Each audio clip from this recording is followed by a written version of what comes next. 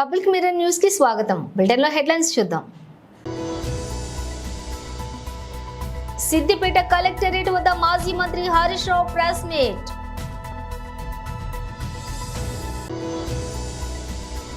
Agency ప్రాంతాల్లో ఎండాకాలం వచ్చిందంటే ఇప్ప పూల పండుగ వాతావరణం.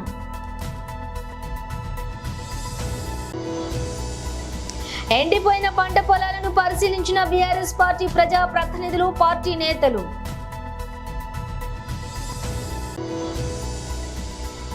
మంత్రి సహా ఇద్దరు కాంగ్రెస్ నేతలకు లీగల్ నోటీసులు పంపిస్తా కేటీఆర్.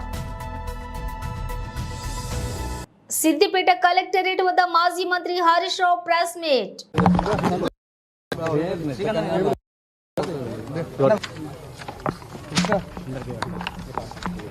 తీసుకోనికి ఎవరో వచ్చిందండి రివ్యూ చేసుకుంటాం. పట్ల అవుతుందంటున్నావు కదా.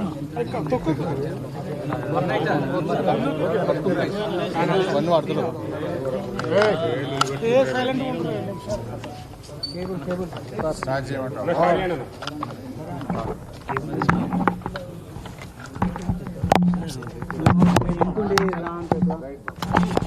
రాష్ట్ర ప్రభుత్వం యొక్క నీటి నిర్వహణలో వైఫల్యం వల్ల, రాష్ట్రంలో విద్యుత్ నిర్వహణలో లోపాల వల్ల రాష్ట్ర వ్యాప్తంగా లక్షలాది ఎకరాల్లో పంట ఎండిపోయి రైతులందరూ కూడా తీవ్రమైనటువంటి ఆందోళనలో ఉన్నారు. ఈ రాష్ట్ర కరువును నివారించే ప్రయత్నాలు చేయకుండా కరువును పెంచి రాష్ట్రాన్ని అపాయంలోకి, రైతాంగాన్ని అపాయంలోకి నెట్టేటువంటి ప్రయత్నం చేస్తూ ఉంది. ఈ నిద్రపోతున్నటువంటి ప్రభుత్వాన్ని తట్టి లేపాలని, రాష్ట్రంలో రైతుల్ని వెంటనే ఆదుకోవాలని చెప్పి బీఆర్ఎస్ పార్టీ అధ్యక్షులు కేసీఆర్ గారు ఇచ్చిన పిలుపు మేరకు అన్ని జిల్లా కేంద్రాల్లో ఈరోజు కలెక్టర్లకు బీఆర్ఎస్ పార్టీ పక్షాన మేము రిప్రజెంటేషన్ చేయడం జరిగింది. ముఖ్యంగా ఈ రాష్ట్ర ప్రభుత్వ తీరు ఎట్లా ఉందంటే, దొంగలు పడ్డాక 6 నెలల కుక్కలు మొరిగినట్టు ఇవాళ కేసీఆర్ గారు పొలం బాట పట్టిన తర్వాత కంటి తుడుపు చర్యలు ప్రారంభించారు. గతంలో కూడా మీరు చూశారు, కేఆర్ఎంబీ ప్రాజెక్టులను కేంద్ర ప్రభుత్వానికి అప్పజెప్పి నిద్రపోతున్నటువంటి ప్రభుత్వాన్ని తట్టిలేపింది, ఉద్యమాల ద్వారా ఈ ప్రభుత్వాన్ని కళ్ళు తెరిపించింది బీఆర్ఎస్ పార్టీయే. ఈరోజు ఇప్పుడు కరువుపై కూడా కేసీఆర్ గారు పొలం బాట బట్టి కాలు బయట పెట్టినాకనే ఈ ప్రభుత్వం దిద్దుబాటు చర్యలు ప్రారంభించింది. మీరు చూస్తే నిన్న కాళేశ్వరం ప్రాజెక్టులో భాగంగా గాయత్రి పంప్ హౌస్ నుంచి వరద కాలువకు నీళ్లు విడుదల చేయడం జరిగింది. అదేవిధంగా సాగర్ ఆయకట్టుకు కూడా నిన్న నీళ్లు విడుదల చేశారు. ఇది ఎప్పుడు చేసిండ్రు? కేసీఆర్ గారు నల్గొండ జిల్లా ప్రముఖ వ్యక్తి న్యూఢిల్లీలోని ఏఐసిసి ప్రధాన కార్యాలయంలో భారత జాతీయ కాంగ్రెస్ లో చేరారు. नमस्कार साथियों, वादे के अनुसार फिर से हम लोग हाजिर हैं एक बहुत महत्वपूर्ण व्यक्ति को हमारे पार्टी में, हमारे परिवार में शामिल करने के लिए उनको आपके सामने बैठे हैं। मेरे साथ चिर परिचित हमारे बहुत पॉपुलर अध्यक्ष अखिलेश जी और हमारे सबके जो आशीर्वाद देते रहते हैं मोहन प्रकाश जी, हमारे 2 विधायक साथी आनंद जी, संतोष जी औरंगाबाद से, और ये हमारे अजय निषाद जी, जिनका हम आज आपके सामने स्वागत करते हैं। जिनका जन्म ही 2 अक्टूबर को हुआ हो, वो भाजपा में क्या कर रहे थे अब तक हमें ये नहीं समझ में आया। तो आपका हम स्वागत करेंगे औपचारिक रूप से, लेकिन उससे पहले मैं अखिलेश जी से निवेदन करूंगा कि अजय निषाद जी के विषय में, वहां के राजनीतिक परिप्रेक्ष्य के विषय में आपसे 2 शब्द कहें। मित्रों, आप सभी को मालूम है, मुजफ्फरपुर से इनके पिताजी 4 बार कैप्टन जयनारायण निषाद साहब हम लोगों के भी नेता थे, और ईबीसी की आज बात जो शुरू हुई है तो इनके पिताजी से शुरू हुआ था। बिहार के राजनीति में जो रिलेवेंस हुआ ईबीसी का, वो उनकी वजह से हुआ, और लगातार 4 बार के बाद ये 2014 का चुनाव जीते, 2019 का चुनाव जीते। उसके बाद अच्छा कहा आपने कि ये भाजपा में क्यों थे। इनके पिताजी लगातार भाजपा के वसूलों के खिलाफ उन्होंने काम किया और ये भी थे जरूर वहाँ, लेकिन घुटन में ही रहते थे। कई बार बात होती थी, इसलिए कांग्रेस परिवार में मैं इनका स्वागत करता हूँ और मुझे पूरी उम्मीद है कि इनके आने से पूरा मुजफ्फरपुर के इलाके में, दरभंगा, मधुबनी, चंपारण के इलाके में न केवल ईबीसी वोट हम लोगों की तरफ आएगा, बल्कि इनके व्यक्तित्व और कृतित्व से निश्चित रूप से कांग्रेस संगठन को भी मजबूती मिलेगी। धन्यवाद। एक sitting MP Bharatiya Janata party के पार्टी ज्वाइन करें कांग्रेस पार्टी, आप समझ लीजिए हवा किधर चल रही है। इससे ज्यादा बोलना उचित नहीं है। मोहन प्रकाश जी, मैं आपसे आग्रह करूंगा। नहीं, आपको बोलना चाहिए। मित्रों, सबको तो नमस्कार हो गया है ना? हो गया। क्योंकि पिछली बार किसी ने शिकायत की थी, तो नमस्कार आप सब लोगों को। मित्रों, अब जैसा हमारे प्रदेश अध्यक्ष अखिलेश जी ने आपको बताया कि इनके पिताजी 4 बार और 2 बार ये संसद सदस्य रहे हैं। सिर्फ इतना नहीं, समाजवादी आंदोलन के और दलित, शोषित, पीड़ित और अति पिछड़ों के आवाज़ उठाने वाले वो रहे हैं और ये भी उन्हीं के नक्शे कदम पर। తెలంగాణ రాజకీయాలను ఫోన్ ట్యాపింగ్ వ్యవహారం కుదిపేస్తోంది. ఈ అంశంలో ప్రధానంగా బీఆర్ఎస్ వర్కింగ్ ప్రెసిడెంట్ కేటీఆర్ పై కాంగ్రెస్ నేతలు విమర్శలు గుప్పిస్తున్నారు. ఈ క్రమంలో ఎక్స్ వేదికగా కేటీఆర్ స్పందిస్తూ తీవ్ర వ్యాఖ్యలు చేశారు. తనపై అసత్య ఆరోపణలు చేసిన వారిపై చట్టపరంగా పరువు నష్టం దావా వేస్తానని చెప్పారు. నా పరువుకు భంగం కలిగేలా ఆరోపణలు చేసిన 2 కాంగ్రెస్ నేతలు ఓ మంత్రికి లీగల్ నోటీసులు పంపిస్తా. నిరాధారమైన సిగ్గుపడాల్సిన ఆరోపణలు చేసినందుకు వారు నాకు క్షమాపణలు చెప్పాలి, లేదా చట్టపరమైన చర్యలను ఎదుర్కోవడానికి సిద్ధంగా ఉండాలి. వాస్తవాలను తెలుసుకోకుండా వార్తలు రాస్తున్న న్యూస్ అవుట్లెట్లకు కూడా లీగల్ నోటీసులు పంపిస్తా అని ట్వీట్ చేశారు. తన ట్వీట్లో మంత్రి కొండ సురేఖ పేరును నేరుగా ప్రస్తావించకుండా ఒక మంత్రి అని కేటీఆర్ పేర్కొన్నారు. తన ట్వీట్ కు ఆంగ్ల వార్తా పత్రికలో వచ్చిన ఒక కథనాన్ని షేర్ చేశారు. ఏపీ ఎన్నికల్లో పోటీ చేయబోయే అభ్యర్థుల జాబితాలను కాంగ్రెస్ పార్టీ నేడు విడుదల చేయనుంది. ఏపీసీసీ అధ్యక్షురాలు షర్మిల నేడు కడప జిల్లాలో పర్యటించనున్నారు. ఇడుపులపాయలో తన తండ్రి వైఎస్ఆర్ ఘాట్ వద్ద ఆమె ప్రత్యేక ప్రార్థనలను నిర్వహించనున్నారు. అనంతరం అభ్యర్థుల జాబితాను ఆమె ప్రకటించనున్నారు. సాయంత్రం కడపలో ఇఫ్తార్ విందులో ఆమె పాల్గొంటారు. మరోవైపు కడపలో లోక్సభ స్థానం నుంచి షర్మిల పోటీ చేయబోతున్నట్లు తెలుస్తోంది. కడప నుంచి ఆమె అభ్యర్థిత్వాన్ని హైకమాండ్ ఖరారు చేసినట్లు సమాచారం. ఢిల్లీలోని ఏఐసీసీ ప్రధాన కార్యాలయంలో నిన్న కాంగ్రెస్ ఎలక్షన్ కమిటీ సమావేశం జరిగింది. ఈ సమావేశంలో సోనియా గాంధీ, రాహుల్ గాంధీ, మల్లికార్జున్ ఖర్గే, పార్టీ ప్రధాన కార్యదర్శి కేసీ వేణుగోపాల్, ఏపీ వ్యవహారాల ఇన్ఛార్జి మాణిక్యం ఠాగూర్, షర్మిల పాల్గొన్నారు. ఈ సందర్భంగా 117 అసెంబ్లీ స్థానాలు, 17 ఎంపీ స్థానాల అభ్యర్థులపై చర్చించారు. పొత్తుల్లో భాగంగా కమ్యూనిస్టులతో సర్దుబాటు నేపథ్యంలో ఇతర స్థానాలను పెండింగ్ లో ఉంచినట్లుగా సమాచారం. పిసిసి మాజీ అధ్యక్షుడు, మాజీ ముఖ్యమంత్రి, మాజీ మంత్రి రఘువీరారెడ్డి ఎన్నికల బరిలో లేరని తెలుస్తోంది. భద్రాద్రి కొత్తగూడెం జిల్లా చెర్ల ఏజెన్సీలో జోరుగా సేకరణ, అడవుల్లో పండుగ వాతావరణం. ఉపాధి పొందుతున్న గిరిజనులు, విప్ప పూలను సేకరిస్తున్న గిరిజనులు. ఏజెన్సీలో ఎండాకాలం వచ్చిందంటే ఇప్ప పూలతో సందడితో కూడిన పండుగ వాతావరణం కనిపిస్తోంది. గిరిజనులకు చేతి నిండా పని ఉంటుంది. ఈ సమయంలో విప్ప చెట్లు విస్తారంగా పూస్తాయి. చిన్న పెద్ద తేడా లేకుండా గిరిజనులు విప్ప పూలను సేకరిస్తారు. తెల్లవారుజాము నుంచి అడవులకు వెళ్తారు. మార్చి నెల నుంచి ప్రారంభమయ్యే పూల సేకరణ మే చివరి వరకు కొనసాగుతుంది.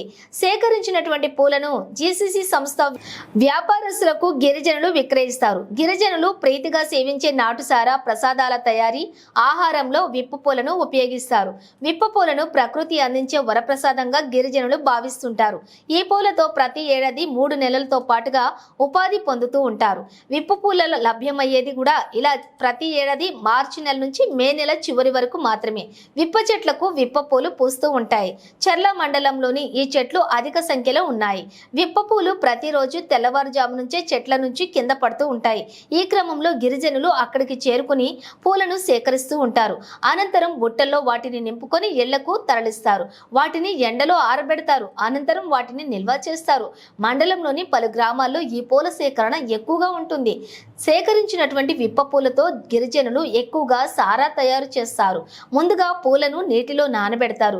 అనంతరం మట్టి కుండలో పోసి ఉడకబెడతారు. ఇదే క్రమంలో విప్ప పూల నుంచి తెల్లటి ద్రావణంలో సారా బయటకు వస్తూ ఉంటుంది.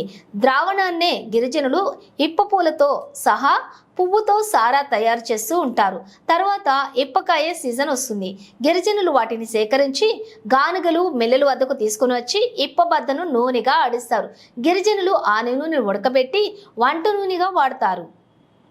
నిడమనూరు మండలంలోని వేంపాడు గ్రామంలో ఎండిపోయిన పంటలను బీఆర్ఎస్ పార్టీ ప్రజా ప్రతినిధులు, పార్టీ నేతలు రైతులతో కలిసి ఎండిపోయిన పొలాలను పరిశీలించారు. ఈ సందర్భంగా ఎమ్మెల్సీ మాట్లాడుతూ 2014 నుండి 2023 వరకు టీఆర్ఎస్ ప్రభుత్వం మాజీ ముఖ్యమంత్రి వర్యులు కేసీఆర్ నేతృత్వంలో వరుసగా సంవత్సరానికి 2 సార్లు పంటలకు సక్రమంగా నిర్వహించి ఈ ప్రాంత వ్యవసాయ రంగాన్ని, రైతాంగాన్ని కాపాడిన ఘనత కేసీఆర్ అని, 506, 507 అడుగుల వాటర్ లెవెల్ ఉన్నటువంటి క్రమంలో కూడా నీరును విడుదల చేసి రైతుల పక్షాన నిలబడిన ఏకైక నాయకుడు కేసీఆర్ అని, రైతులు బాగుంటే రాష్ట్రం బాగుపడుతుంది అని, రైతుల మీద, రైతుల సమస్యల మీద అవగాహన ఉన్నటువంటి కేసీఆర్ రైతులను కాపాడుకోవాలని ఒక గుంట కూడా ఎండిపోకుండా పంటలను కాపాడిన ఘనత కేసీఆర్దే.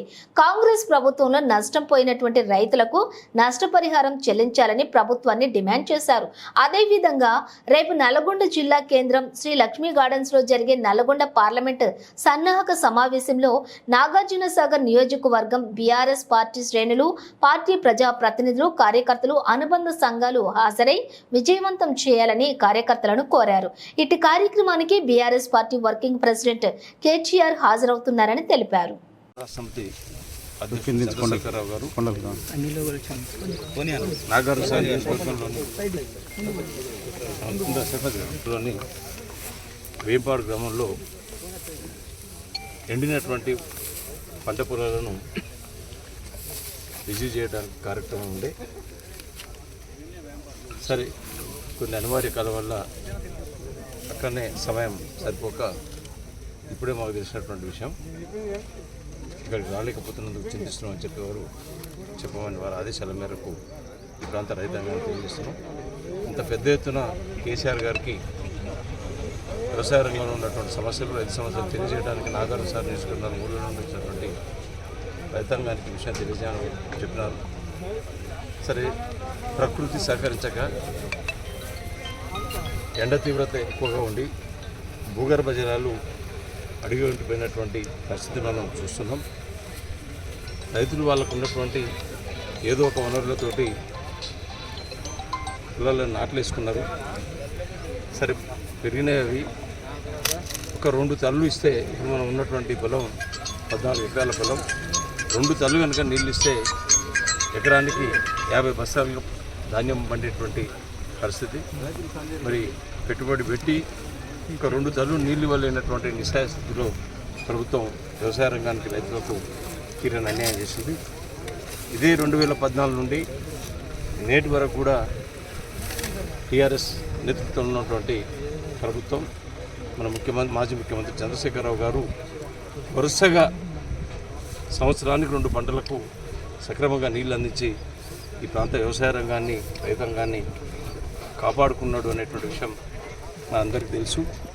మరి ఈ దఫా ఇటువంటి వాటర్ లెవెల్స్ ఈ 506, 7 ఉన్నటువంటి పరిస్థితుల్లో కూడా ఏదో పద్ధతిలో నీరు డ్రా చేసి రైతును కాపాడుకోవాలనే ఉద్దేశంతో వ్యవసాయ రంగాన్ని కాపాడుకోవాలి, రైతు బాగుంటేనే రాష్ట్రం బాగుంటుంది, దేశం బాగుంటుంది అని చెప్పి రైతు సమస్యల మీద అవగాహన ఉన్నటువంటి ఆనాటి ముఖ్యమంత్రి గారు రైతాంగాన్ని కాపాడుకున్న ఒక గుంట కూడా ఎండిపోకుండా పంటలను కాపాడినటువంటి చరిత్ర కేసీఆర్ గారికి సొంతమైంది.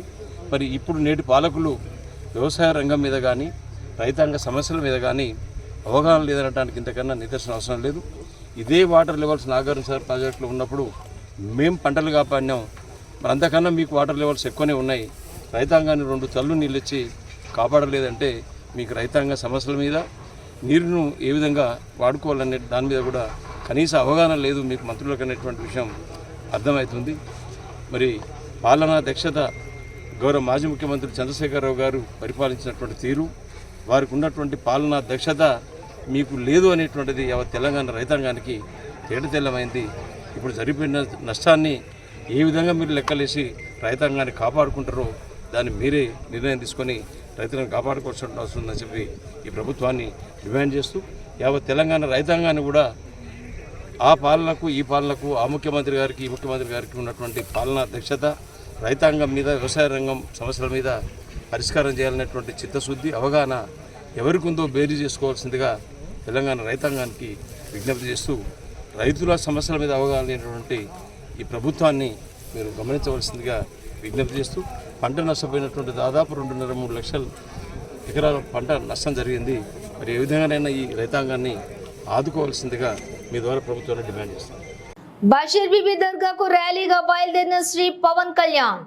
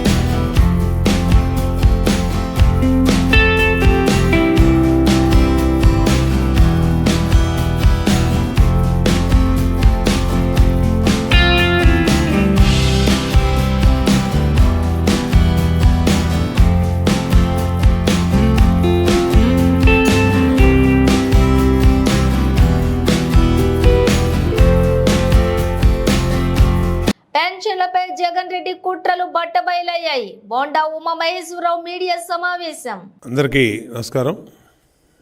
రాష్ట్రంలో జగన్మోహన్ రెడ్డి ఓటమి ఖాయమైపోయినటువంటి వైసీపీ ఇవాళ అనేకమైనటువంటి అక్రమాలకి పాల్పడుతూ ఉంది. ఈరోజు విపరీతమైనటువంటి ఎండలు దాదాపు విజయవాడ నగరంలో కానీ అలాగే రాష్ట్రంలో విశాఖపట్నం కానీ రాయలసీమ కానీ అన్ని ఊళ్ళలో కూడా విపరీతమైన టెంపరేచర్స్ పెరిగినటువంటి ఈ దశలో పింఛనుదారులతో జగన్మోహన్ రెడ్డి రాక్షస రాజకీయ క్రీడ ఆడుతున్నాడు. రాక్షస రాజకీయ క్రీడ మామూలు కూడా దుర్మార్గులు. ఎందుకంటే తల్లి వయసు ఉన్నటువంటి పింఛన్లు, తండ్రి వయసు ఉన్నటువంటి పింఛన్లు, మరి వితంతువులు, అలాగే దివ్యాంగులు, కదలలేక ఇళ్లల్లో ఉండి ఇబ్బందులు పడుతూ నడవలేని వాళ్ళు, ఆఫీసులకు వెళ్ళి పింఛన్లు తీసుకునే వాళ్ళు, వీళ్ళందరినీ కూడా జగన్మోహన్ రెడ్డి రాజకీయ రాక్షస క్రీడలో బలైపోతూ ఉన్నారు. 2 నెలలు వాళ్ళ జీవితాలతో ఆడుకుంటూ ఉన్నాడు. 2 నెలలు ఏప్రిల్ 1వ తారీఖు ఇవ్వాల్సిన పింఛను సాక్షి పేపర్లో 3 నుంచి పింఛను పెంపర్లని పంపిణీ అని వేశారు. మరి 3 నుంచి పంపిణీ అన్నప్పుడు ఎందుకు మీరు డోర్ టు డోర్ ఇవ్వటం లేదు? గతంలో ఇచ్చినటువంటి డోర్ టు డోర్ విధానాన్ని జగన్మోహన్ రెడ్డి ప్రభుత్వం ఎందుకు అమలు చేయటం లేదని డిమాండ్ చేస్తూ ఉన్నాం. ఈ ప్రభుత్వాన్ని అడుగుతూ ఉన్నాం. ఈ ప్రభుత్వానికి కనీస మానవత్వం ఉందా అని అడుగుతా ఉన్నాం. ఎండలు డీటెయిల్స్ చూస్తే రానున్న ఎన్నికల్లో కాకినాడ జిల్లా పిఠాపురం నుంచి బరిలోకి దిగుతున్న జనసేన అధినేత పవన్ కళ్యాణ్ ఈ ఉదయం స్థానిక ఆంధ్ర బాప్టిస్ట్ చర్చిలో ప్రత్యేక ప్రార్థనలు చేశారు. ప్రార్థనల అనంతరం కొత్తపల్లి మండలంలో పొన్నాడలో బషీర్ బీబీ దర్గాకు బయలుదేరారు. ఆ తర్వాత ఉప్పాడ కొత్తపల్లిలో మహిళలతో సమావేశం అవుతారు. కాగా పిఠాపురంలో పవన్ 4వ రోజు పర్యటనలో బిజీగా గడుపుతున్నారు. పవన్ నేడు పిఠాపురం పర్యటనను ముగించుకుని రేపు తెనాలి వెళ్తారు. 4న నెల్లిమర్ల, 5న అనకాపల్లి, 6న యలమంచిలి, 7న పెందుర్తి, 8న కాకినాడ రూరల్ నియోజకవర్గాల్లో ప్రచారం నిర్వహిస్తారు. 9న ఉగాది సందర్భంగా పిఠాపురంలో నిర్వహించే వేడుకల్లో పాల్గొంటారు. 10 రాజోలు, 11న గన్నవరం, 12న రాజానగరం బహిరంగ సభల్లో పాల్గొంటారు పవన్. సెంటనరీ ముగించుకున్న ఈ పురాతనమైన చర్చికి నేను నా ప్రార్థనలో గౌరవం తెలపడానికి వచ్చి రావాలని చెప్పగానే డాక్టర్ జి ఎలీషా బాబు గారు మనస్ఫూర్తిగా ఆహ్వానించినందుకు వారికి నా ప్రత్యేక నమస్కారాలు తెలియజేసుకుంటాము. అలాగే పాస్టర్ గారు బి థియోఫిలస్ గారికి నా హృదయపూర్వక నమస్కారం. ప్రెసిడెంట్ జి సాల్మన్ రాజ్ గారికి కూడా నా హృదయపూర్వక నమస్కారం. మనస్ఫూర్తిగా నా విన్నపాన్ని మన్నించి నాకు ఈ చర్చిలో ఈ ప్రార్థనలో పాల్గొనే అవకాశం కల్పించినందుకు ప్రత్యేక ధన్యవాదాలు, కృతజ్ఞతలు. భారతదేశం అన్ని మతాలకి సమానంగా ఆదరించే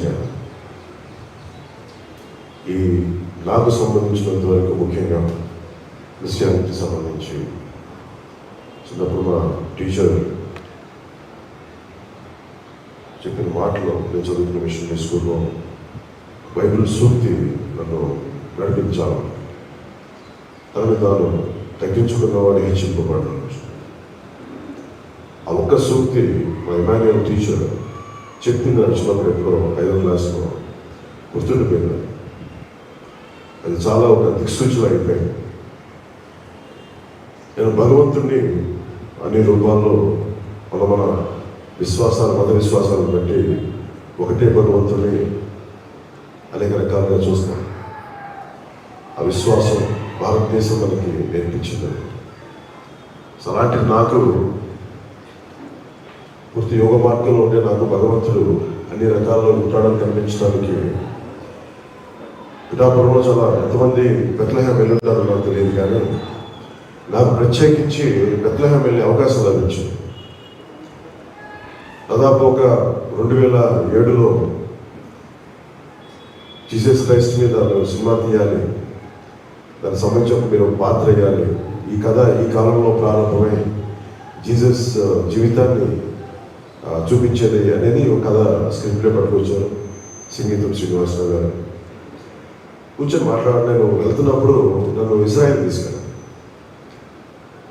అది నాకు ఎంత ఆ సినిమా ఎందుకు ప్రారంభం అయింది అంటే స్టార్ట్ చేశారు కానీ అది అవ్వలేదు. కాకపోతే నా కోసమే జీసస్ క్రైస్ట్ జన్మస్థలానికి నన్ను తీసుకెళ్ళింది ఆ ఒక్క అవకాశం. బులెటిన్ ముగించే ముందు హెడ్లైన్స్ మరోసారి. సిద్దిపేట కలెక్టరేట్ వద్ద మాజీ మంత్రి హరీష్ రావు ప్రెస్ మీట్.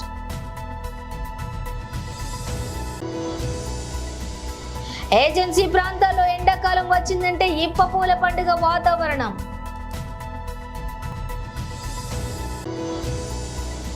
ఎండిపోయిన పంట పొలాలను పరిశీలించిన బీఆర్ఎస్ పార్టీ ప్రజా ప్రతినిధులు, పార్టీ నేతలు.